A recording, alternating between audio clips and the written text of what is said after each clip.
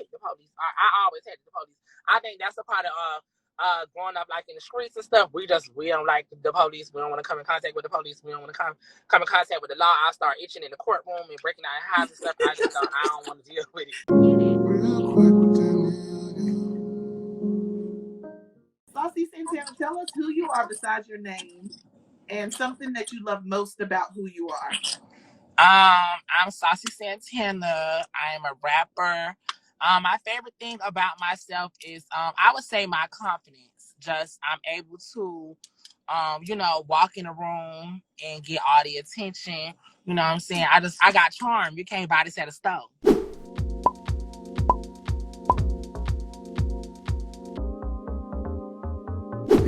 Like, you know what I'm saying? It gets me places. It gets you. They can't bottle it up and drink it. They get so mad that they can't have it. Yeah. I love that. Well, it's one of the things we love most about you too. You charming AF, and we love to root for you. I want to get into a little bit about the music. What made you decide to say, you know what, I got this. I can do this for myself? Because we know we saw you go viral. To take yourself seriously as an artist, how did you get there?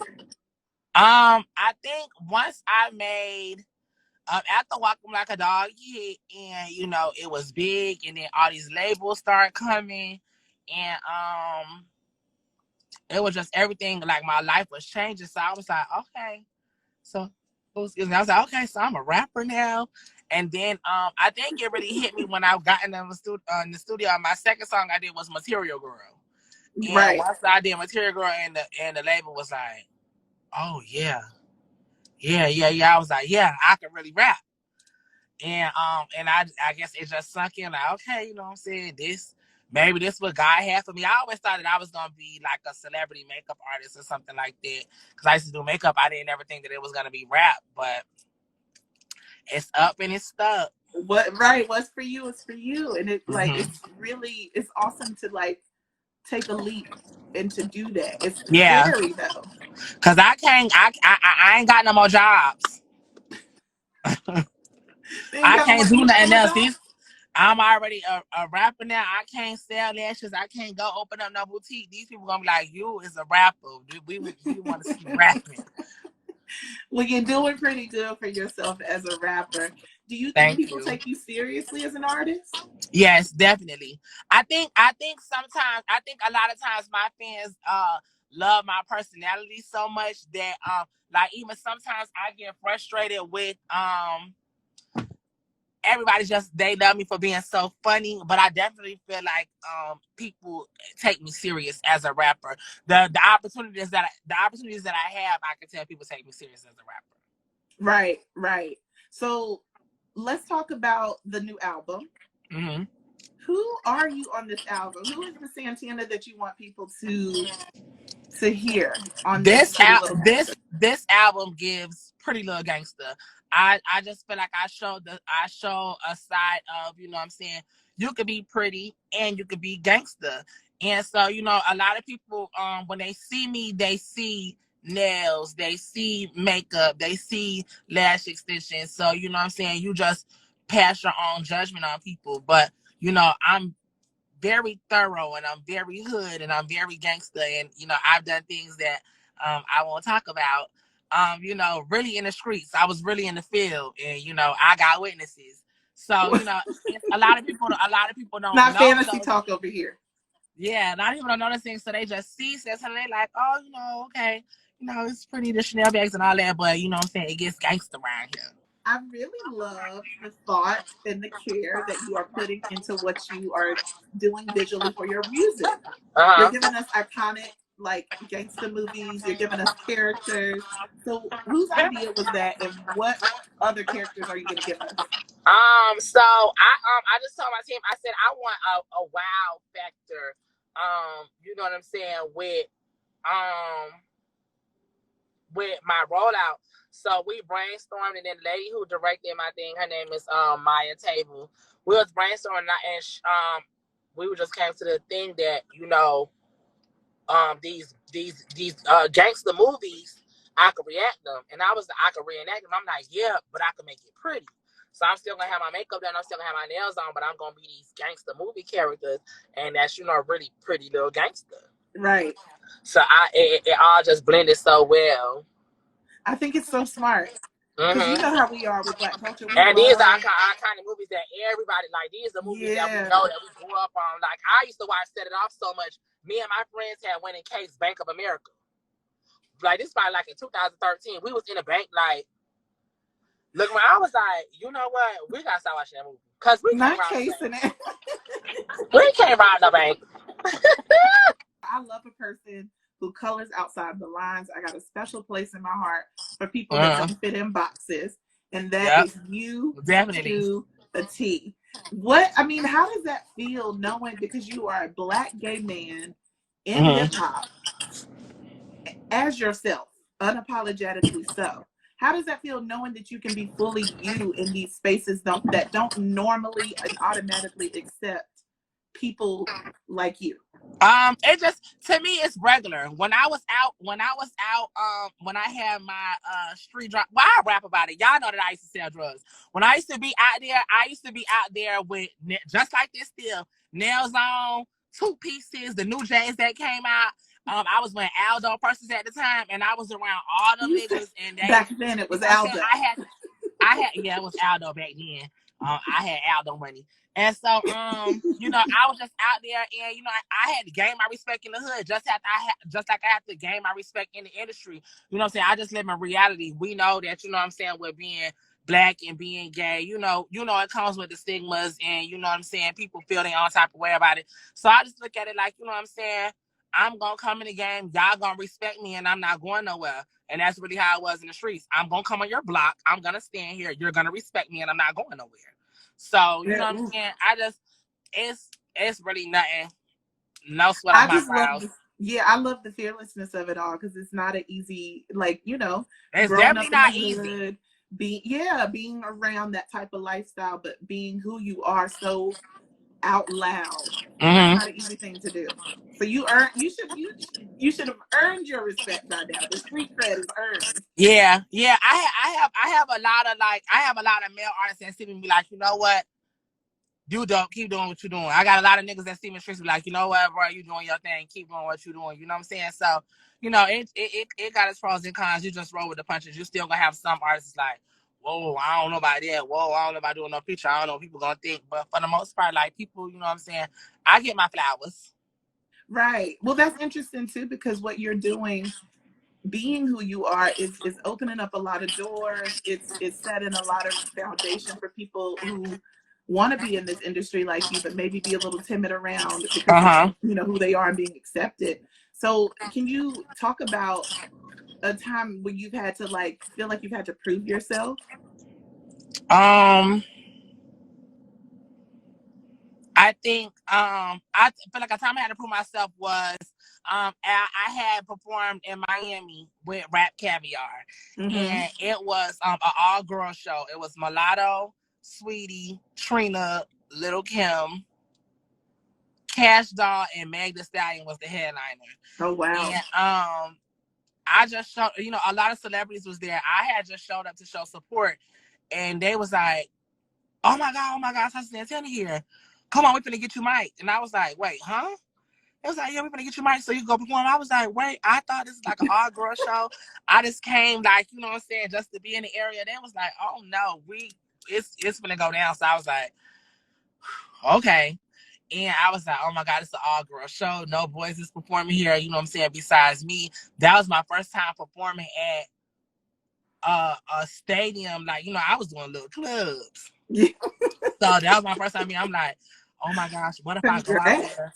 What if I go out there and them people, like, the audience is crickets, not as many people as I think know my song. So I was like, oh my gosh, I gotta go out there and kill it. And I just ran out on stage, and really as soon as they heard like the beat drop in the intro, I heard the crowd like, I was like, okay, so maybe they know it. And I ran out there and I just killed the performance. And you know what I'm saying? I just feel like I really proved it to myself and to people like, yeah, it's lit around here. Like, you know what I'm saying? Don't play with me. I'm the only boy Don't performing at an play. all girl show. Yes, I love that. But because it's a lot of those people are your core audience as well. Mm-hmm. So it's they latched on, and that's Yeah. awesome. I want to know, because you obviously, we talked about having the Aldo money back then. There's no more Aldo money now. We're doing Mm-hmm. great for ourselves. Congratulations. Thank What you. was your first ignorant like purchase, as far as like, I'm gonna drop a lot of money on this? I think I feel like my first ignorant purchase, I can't even remember. I just started going designer crazy. I was like, oh, I came a long way from the flea market. Very long. I was just buying everything I could, anything that had a design name on it. I was going, damn, like, give me this, give me this, give me this, give me this, give me this, and I'm leaving. I'm looking at them. I'm like, $10,000, $12,000. My mama looking at my shoe boxes like, boy, you bought some shoes that's $2,500. I'm like, Mom, get out of my boxes. What you doing? So I just started going designer crazy. I was like, I got it now, baby. I'm finished. I'm the real material girl. That's what I was going to say. Does it feel good? Because I know that we've talked about this before, the idea of glorifying a certain lifestyle, glorifying labels or money or a scamming lifestyle. But what does it mean for you to be able to change your financial status? I mean, it's cool. You know, I didn't grow up in poverty or anything Right. like that. So, you know what I'm saying? I'm used to, I've been getting this out when I was little. I had like $2,000 chains. I didn't even know. Go to school, break the chain. My mama going crazy like, you bought a chain? I'm like, child, what's a chain? What? She like, boy, you ain't just have on no bubblegum chain. So, you know, I always had, you know, nice things, designer things. Being 10 years old, sitting in the skybox, eating caviar at a Phoenix Suns game. Oh. Like, life was really lit. So, it's not like, oh my God, I'm finally getting this stuff. You know, I grew up like this. Right. It's not a shock to your system. Yeah, it's not a shock. I love that. Well, tell me more about baby Saucy Santana. Yeah, what kind of kid were you? I was spoiled. My mom's right here. I was spoiled. Hey, Mom. My mom said I was a spoiled kid. I just I can see it. One of my nicknames was Moody when I was little. So I know I was very moody, very spoiled, very Burger King have it your way type of kid. I heard ungrateful sometimes. I just know what I want. So if I want this and you bring this, it's all in my face.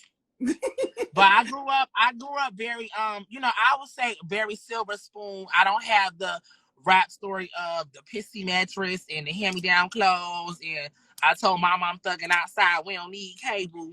You know what I'm saying? That one. But once I got older, I used to couldn't even go to the projects. And so I was like, okay, listen, I don't know what's going on that this lady don't want me to go out there.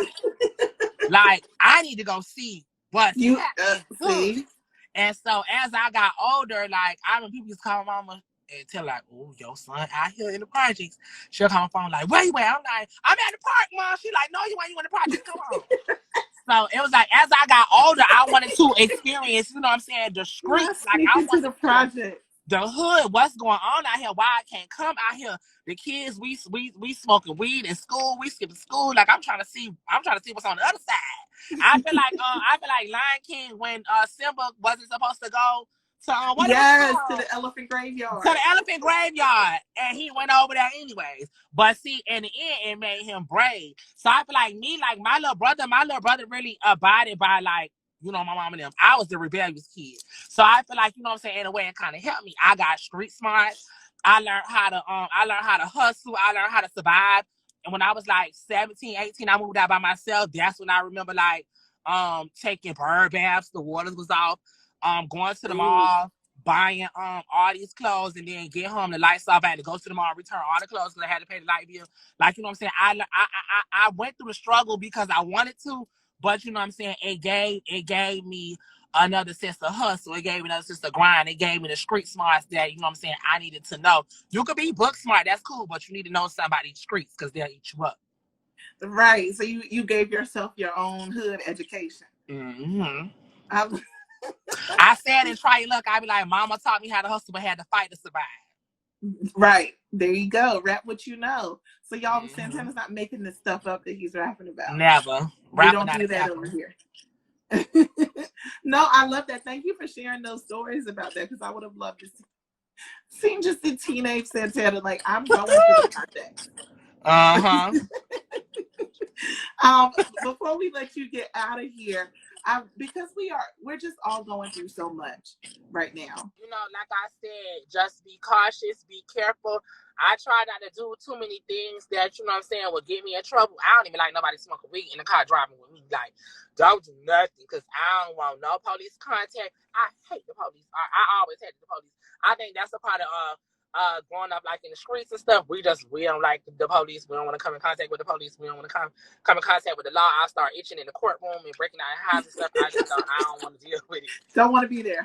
I don't want to be there. So, you know, I just try to do everything, abide by the rules, so that I don't even have to put myself in those type of situations. Period. Saucy Santana, thank you for giving us so much of your time and so much of your energy. We love you so much. I love everything that you're doing. Keep representing. Keep laying the foundation down. Keep being pretty and gangsta.